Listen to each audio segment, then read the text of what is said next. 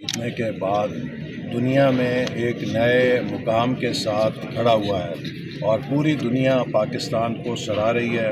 پاکستان کی معیشت بھی اب بحالی کی طرف جا رہی ہے۔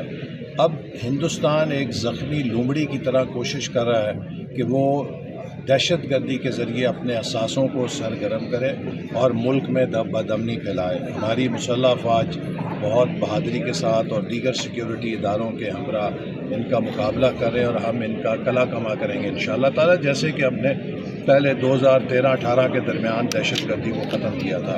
تو اس وقت ہر محب وطن پاکستانی کا فرض ہے کہ جب ہم دہشت گردی کے خلاف جنگ لڑ رہے ہیں تو ہم متحد ہوں، پاکستان میں کسی قسم کا انتشار، فساد، بد امنی، بے یقینی پھیلانے سے گریز کریں۔ نئے وزیر اعلیٰ خیبر پختونخوا کے منتخب ہونے کے بعد وزیر اعظم نے فوری طور پہ انہیں مبارکباد کا فون کیا۔ یہ ایک جذبہ خیر سگالی تھا وفاقی حکومت کی طرف سے، اور ہم سمجھتے ہیں کہ اب وہ ایک آئینی عہدے کے اوپر براجمان ہے۔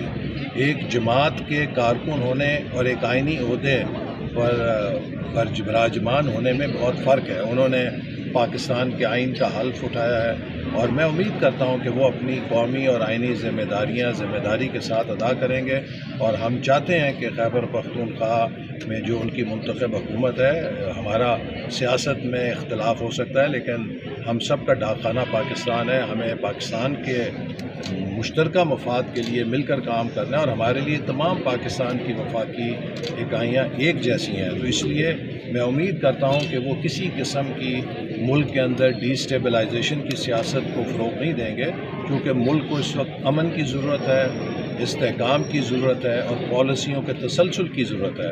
پاکستان کے مستقبل کا انحصار میدان پر لاٹھی چارج یا لانگ مارچ پر نہیں ہے۔ پاکستان کے مستقبل کا انحصار ہماری زرعی معیشت میں اضافے، ہمارے فیکٹریوں میں زیادہ پیداوار، ہماری ٹیکنالوجی میں دسترس اور ہماری قومی پیداوار میں اضافے کے اوپر ہے، ہماری برآمدات میں اضافے کے اوپر ہے۔ تو ہمیں ان مقاصد کے لیے مشترکہ طور پہ جدوجہد کرنی ہے۔ وزیر اعظم